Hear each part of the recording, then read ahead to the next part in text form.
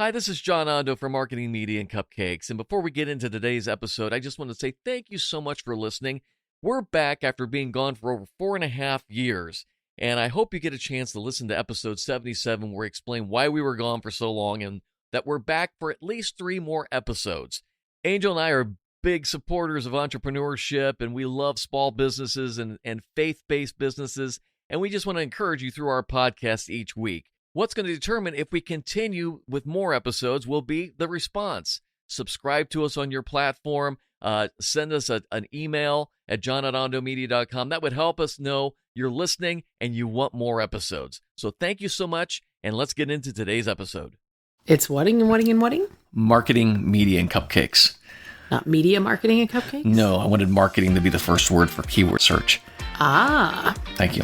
This is the small business podcast that is sweeter than all the rest. Marketing, media, and cupcakes. Well, welcome to episode 1, the very premiere episode of Media. You're laughing already, right off the bat. It's like we haven't even started. First episode, and you're laughing at me. Why is this? Oh, because this is different and silly and... What, us talking is different? That's just very It's sad. because of the tone in which you're talking. I'm talking like I always talk. You talk with like you are with headphones on. Well, I do have headphones on, and I'm just getting this going here. So, Okay. So it's episode 1. It's media. No, see, I did it wrong already. I can't even get my name right.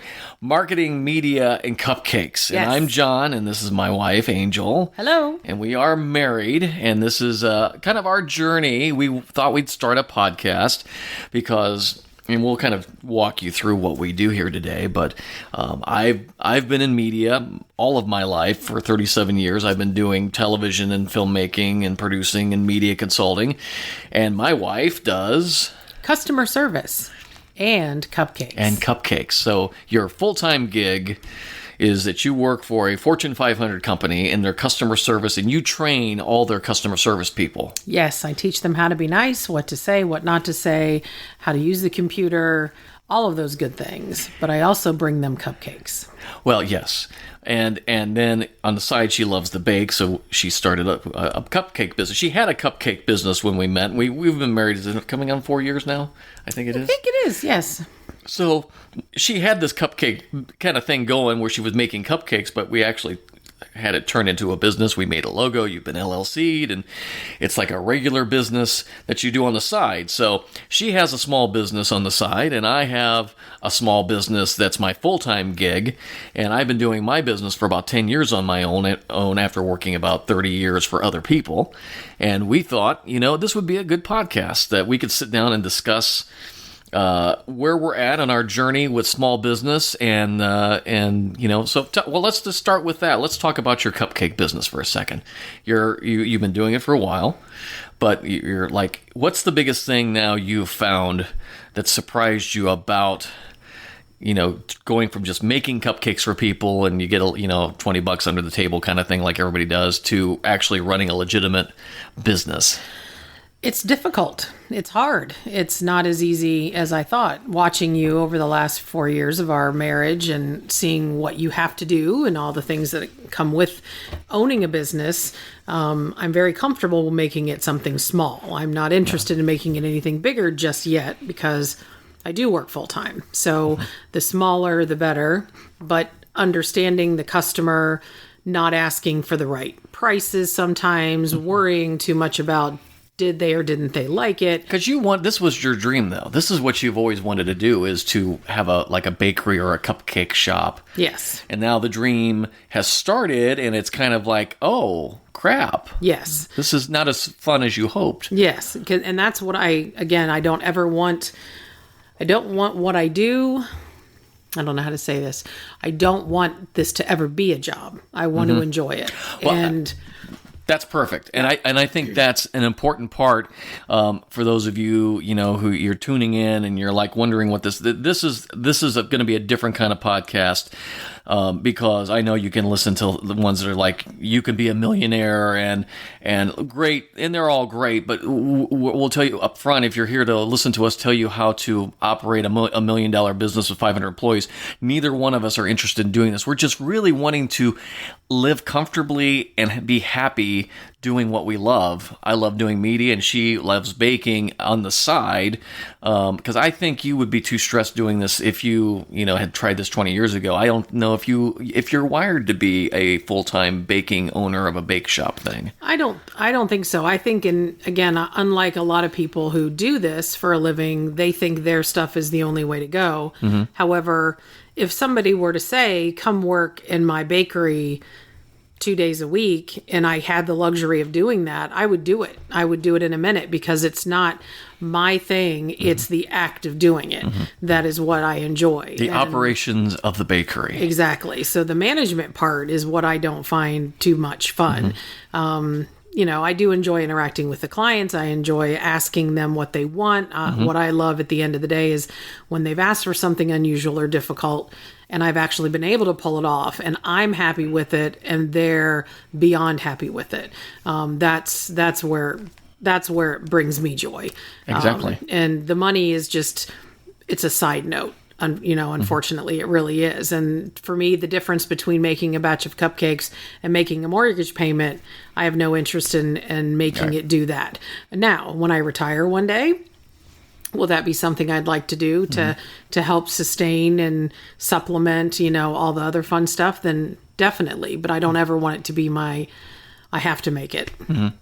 Well, and again, what we're going to talk about throughout the different podcast episodes is, I think we're going to talk about the marketing part of this, which I, obviously try to come in and help her with social media and logos and branding and so forth. And I know that's been a big part of a small business. And a lot of people hear this and they think, well, that's what big corporations deal with. And it is, but small businesses deal with it too.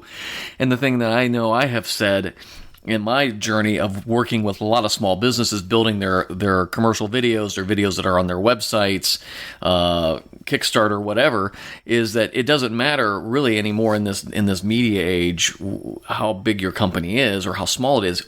We can make it all look the same. I can make, I've been easily mistaken. People call me up and say, we'd like to come to your studio. Well, I don't have a studio. I work out of my home just like a lot of people do. My edit suite and everything's here. I go to clients, and if I need a studio, I rent it. I'm not going to build a studio to use it 5 or 6 times a year. Because this day and age, you can do, but a lot of people are surprised when they find out, how many people do you have on your staff? It's just me. But because of how I do my social media and the work I do, people are like, you must be a big studio. Or, it's like, as Ron Burgundy say, I'm a pretty big guy. But I'm not. It's just, with social media, you can present yourself as a huge company, whatever you're doing.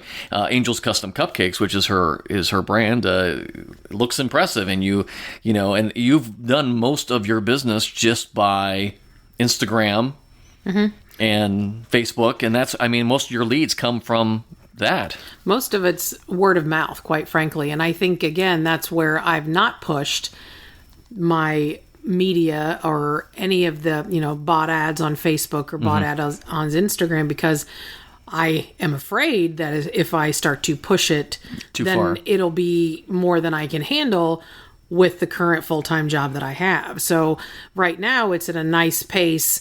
However, I know that if I asked John to pull the trigger and blast, then I would probably have even more. And I'm not ready for that. So again, I think that's where this is a perfect blending, is that when I'm ready or when the time comes, we can, he can make that push that button, if you will. And then I could have even more business than I know what to do with.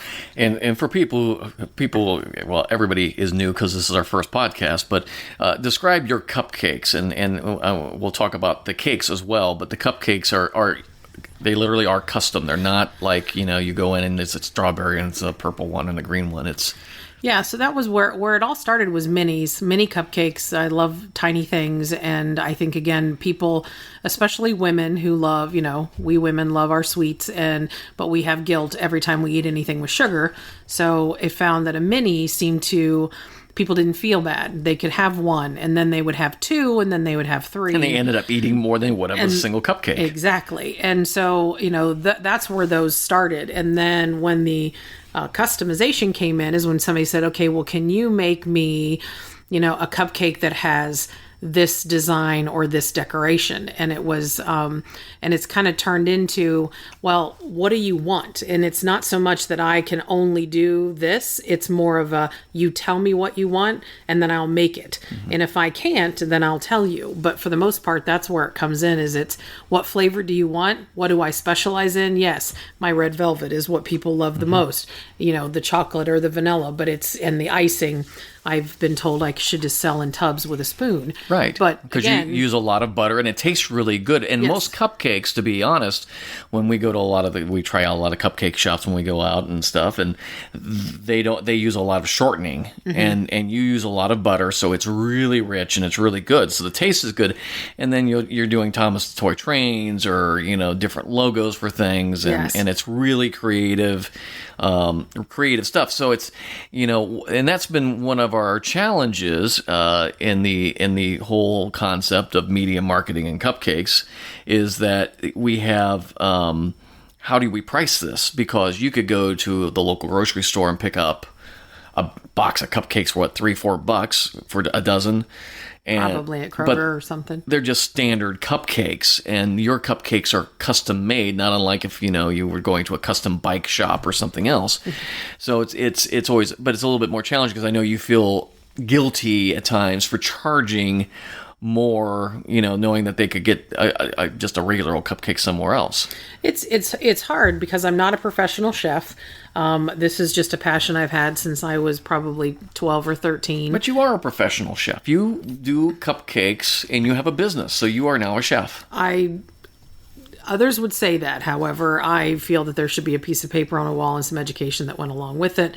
However, I can consider myself a home baker and somebody who has, who can say, I've been doing this for, a number of years, and whatever you can come up with, I can probably find something and make it happen for you. So I love a challenge, but I'm the first one to say, what, if it's something I can pull off, again with the time, but I can't quantify the amount of time and effort I put into something by a dollar amount. So I spend the amount of research and time I put into every order, and then the actual act of doing it, I'll never make that money back.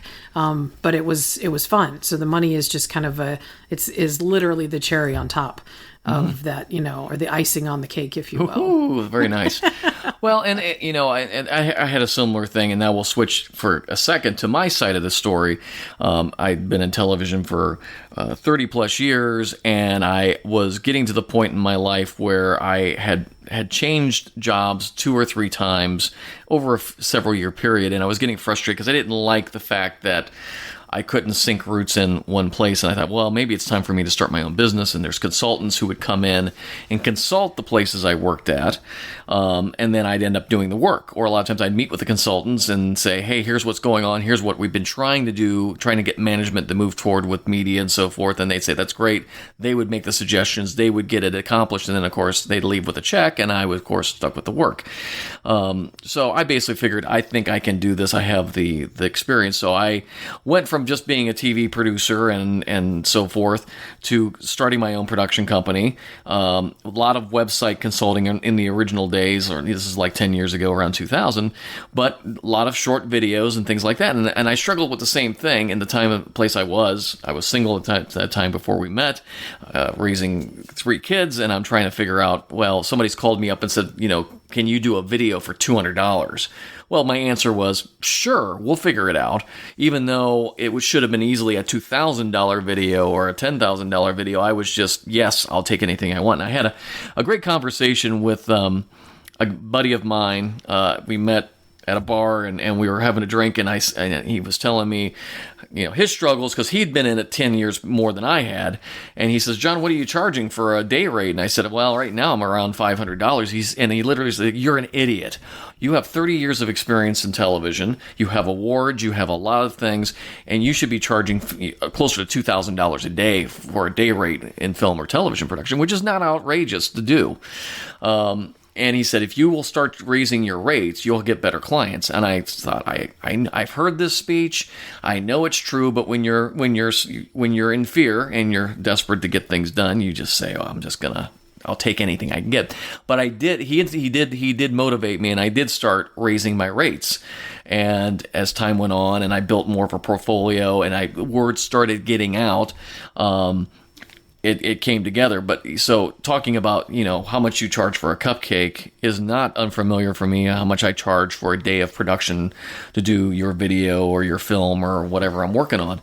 So it is a difficult thing, because you can overprice, and you can certainly underdeliver, and then you're never going to get work again. And that's, always been my fear is, if you contract with me to do a $5,000 video, I hope you walk out and think, I got an $8,000 video, but he only charged me for $5,000. I want you to feel that way. It's what I refer to as you would well know, the Kohl's experience.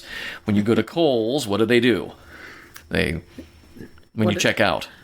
Oh, they always tell you how much you saved. Yes. Not how much you spent. Yes. And that's what I love. It's like, my bill's $364, but I saved $297. And you think, oh my gosh, wow. I feel fabulous. Yes. I saved $200. If I keep spending here, I will eventually turn a profit.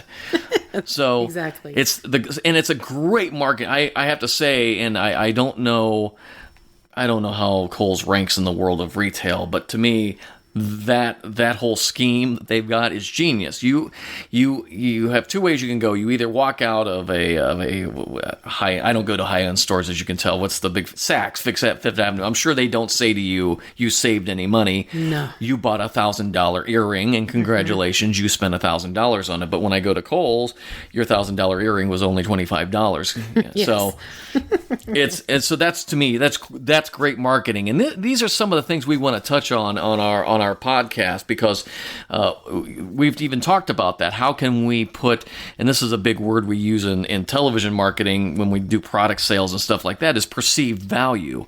And what's the perceived value of your cupcakes? And you put them in nice, you don't just throw them in a bag. You put them in a nice thing with the logos and everything, and try to make a nice presentation. And that's a lesson that Steve Jobs taught us with Apple products. How they design those boxes to open up, that you see the jewel in the inside. So it's perceived value, because again, if your iPhone came in a little trashy bag, you think, I just spent $2,000 on a phone. And so, these are all things we want to chat about on this. So, tell me a little bit more about, the other struggles you've felt with starting up on a business that you, in an area you love. I think probably one of them, most recently, with it being graduation and wedding season, I had to actually turn someone down, which I've never had to do before. I had already overextended myself. I was taking time off from my full-time job to do this, knowing full well I wasn't making the money that I would have been if I'd just gone to work, but it was worth it. But I had to say no, and that no hurt me, especially when the customer didn't come back and say, I understand, thank you, I know it was short notice. There was just no reply. And being in customer service, that kills me, because I know what it means to have to tell somebody or a customer no. And then I had to tell a customer no, and they didn't reply. They had nothing to say. So your brain starts to say, okay, who are they all telling? I'm a loser. They're never going to come back. Well, it takes you years and years and years, and having done the customer service gig for as long as I have, you can do the right thing 100 times, and the one time you do it wrong, that's what they remember. Yep. And that's the part that killed me to say no. And I don't like to disappoint people, and I have a client, a job that's coming up this week where they wanted something, and initially I thought I could pull it off, but then when I started looking, going, this is really what you want these specific things. I can't do that, because it was they wanted cookies, and I don't do cookies. Right. I do cupcakes, I do cake, and I have ventured out before, and then that always ends up being 10 times the work with no profit. And I said I have to stick to what I know, and cookies are not what I know. So I had to once again disappoint somebody and felt like, oh, they're not going to want anything now because I wasn't able to fulfill what they believed I was going to be able to fulfill. But I think that's really good that you did that, because I do say yes to about 80% of the things that come across my path when I get a phone call, because I do have a diverse thing. We do documentaries, we do television commercials, we do all this. But here's the one I've always stood on for the test of time when people call up and say, do you do weddings? The answer is always no. I would rather diffuse a minefield in Afghanistan than do a wedding video. First of all, you lose a Saturday or a Friday night, and you typically work about 5 or 6 hours. And, when I do a commercial with a client, I have control of the world. Hey, let's do that again. Hey, if we got that, you got 2 of them, let's do it 2 times. When a wedding, you can't do that. And that's too much stress, and it's the fact that it's a wedding and they're expecting this beautiful video, and if it goes wrong, I can't sleep with that. So for me, I've always said, no wedding videos. I've only done one wedding video was for a family member, so it was like that one time I said I could do it. So it is important, and I've had other clients who have called up and said, hey, I've had clients that actually were fishing for a very expensive project, and I told them no. And it's not that I couldn't do it, but this is, again, to your point, is we want it to be fun. And, I'm not sitting back saying to people listening to this, I should say no because I don't want. Well, your situation will dictate it. But I had a client, or that wasn't a client. Somebody called up. It was a big hospital. They said, we want to do this big project. It's documentary style, and when they explained what they were looking for and what they were doing and the budget they were going to have, even though I could have done it, I said, I don't think this is the kind of project I can do this with. It's just literally, it's too big, and I will not have any fun working on it, because when you get to that big of a project in television, you end up becoming an executive and managing small crews of people, and you're dealing with payroll and renting gear, and that takes all the fun out of it. And what I love doing is small productions with single cameras, and I do the interviews, and I do the writing, and I do the editing, and so that took all the fun of it. So the same thing with you. Baking cookies is not what you want to do, and so I think it's good, even though you felt bad, you took that risk of saying, no, I don't do this. It's the name of the company is Angel's Custom Cupcakes. On the flip side, if somebody said, hey, I don't know, you probably would say, hey, we need 5,000 just plain cupcakes, you'd probably crank them out if you wanted to.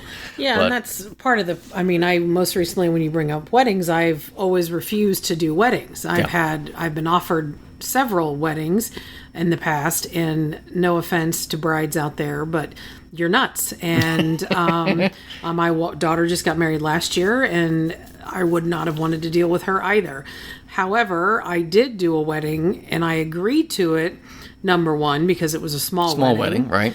It was 30 people. And number two, the bride was probably the most easygoing individual I'd ever met, in that it's a casual wedding. It wasn't a big, hoity-toity thing. She did not have any expectations. She did not have any dream.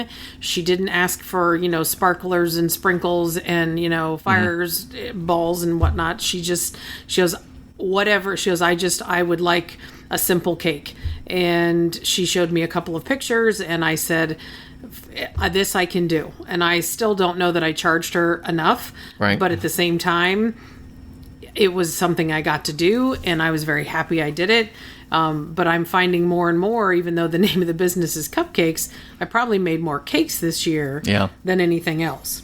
However, I think, again, that goes back to my, what do I know? I know how to bake. I can do that. I've decorated cakes and loved decorating cakes for as long as I can remember. But cupcakes are fast. They're fast and easy. And in a part-time world that this is for me, those I can crank out. I can come home in an evening, and within a matter of 2 hours, I can have, I can't even tell you how many minis I could probably have over 100 for you in an hour and a half. Regulars I could have, even 2 dozen or 3 dozen. So cakes take more time. And this is where your customer service world comes in, I think, to a degree, is that, and we've talked about this because we had a lot of cakes this year, and they were cool.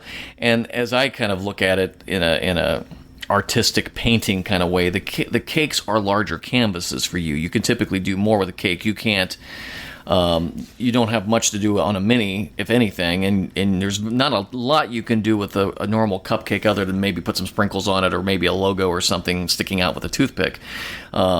But the cakes, you can do all kinds of crazy stuff on Death Stars and different things. And we've got one of those cool little printers that does the ink or the dye, prints and all that.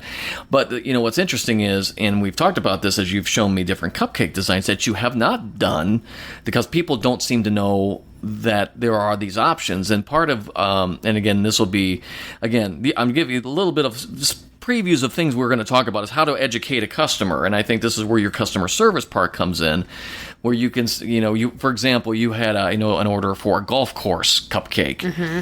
And we looked at, and it was like, she wanted a sheet cake, so it kind of limited what you could do. It had to just be the sheet cake that looked like a green and a golf ball and all that. But if we had done a cupcake golf course where basically it's like a mosaic where all the cupcakes are different colors and it's a completely different thing. But most people don't research cupcakes to understand, I could look at this. And so you have to do some education with your customers when they come in and say, hey, I could do the sheet cake. However, and it's also, what do you want? What are you trying to, so is it, if it's is it your design or their design? Or is it for a kid's birthday party where it's not so much about that it's a strawberry lemonade or whatever. It's just they want this design because they're in love with Paw Patrol or they're in love with Thomas the Train. Or are we talking about a more adult event or a bridal shower or a birthday party or something celebrating a 50th where it's the cake. It's actually the cake. It's I want this particular flavor. I want this particular, icing. because it's about the taste of it, and the design is secondary. Mm-hmm. Just something to kind of commemorate whatever the event is. But it's about so either way, I love working on both, but I do love the challenge of, I love the challenge of both. What am I saying? I like them. I like both. Well, ways. You like them both, and this is where the customer service and the salesmanship. And this is the difficult thing, I know, for a lot of creative people, and I refer to us both because what you do in the kitchen is insane with baking and the creativity she puts with this. And similar to what I do with editing and creating commercials and documentaries, is that creative people are we're very temperamental, and we don't like it when people say, oh, okay, well, I've decided to go with somebody else. Well, I might as well just go stick my head in a fan. I'm very, because I get very frustrated, or a customer who I've said, hey, let me make this like this. This will be unique. It'll be a one of a kind in my head. I've got it. I know this will be a success. And they come back. It's like, we've discussed this. We just want to stick with the plain Jane little silly video that we had an idea for. And sometimes I will tell them, then, no offense, and here's some names, but what we do with my brand, and again, this goes back to branding, is we do this style of production. And what you're talking about is kind of, I won't say these words, but it's kind of hokey, and you just need to get a guy who could just shoot this and edit it, and he'll bill you. Where I very much go with, and you do too, everything you bake, you put up on a website. You put up on Facebook, you put up on the AngelsCustomCupcakes.com website. I have a unique set of clients. Some clients are like, we can't post this anywhere else. It's got to be us, and I get that. But for the most part, anything I make, I want to post and show off. And so if your video was a stupid concept, I don't want to put it on there. So that's kind of, to me, that shows you how much I've changed from back in the day where I would have done a video for anybody to where and I've turned down people and said, no, I don't think this is the kind of project we're involved with. Actually, I'm involved with a potential client now who is trying to get funding, and I'm saying you're welcome to do whatever you do, to hire crews and do things, but if I'm not shooting and not producing this, I'm not going to edit it. It has to be a complete package for me. So again, and I think it goes back full circle to what we said earlier in the show, is that we want to have fun. So it's an important part. Yeah, and I always tell people that when I give them a price or a quote on cupcakes, who's your audience? Are you feeding a bunch of 5-year-olds? Do you really want to spend the amount of money that I'm about to ask you for cupcakes for 5-year-olds? They're not going to necessarily appreciate it. Will they appreciate the decoration? Perhaps, but you can easily, again, you can go somewhere and get that. But if you're trying to make a statement, if you're trying to do something, I had a lovely client who wanted a specific type of cake, and she had twins, and she was willing to pay for both of them, and then on top of it wanted cupcakes, even though that she'd already ordered cakes, but she wanted cupcakes as well that had a similar theme, and she was willing to pay for it. And other people, when I've kind of told them how much, or when we've had that conversation about, well, gee, this is kind of what it is and how much I would be charging for that, have decided to go a different direction. Yeah. So it's, kind of to John's point, what are you trying to achieve? For me, it's, his is the production value, the what you're going to get, the Emmy award winning lighting and other things that he's won, Emmys for. And for me, it's, do you want something that tastes good and is going to look good too? Or are you just wanting to have, is it just a snack or a treat at an event? Well, then you definitely should go to Kroger or someplace like that, because it's not worth the money at the end of the day. Right.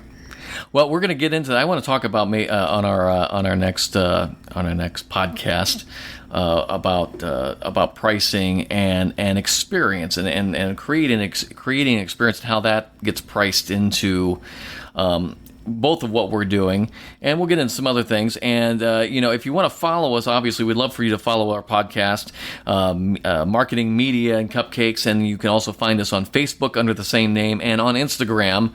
And if you want to get in touch with us, then we would love to have some questions and comments if you are into any of this.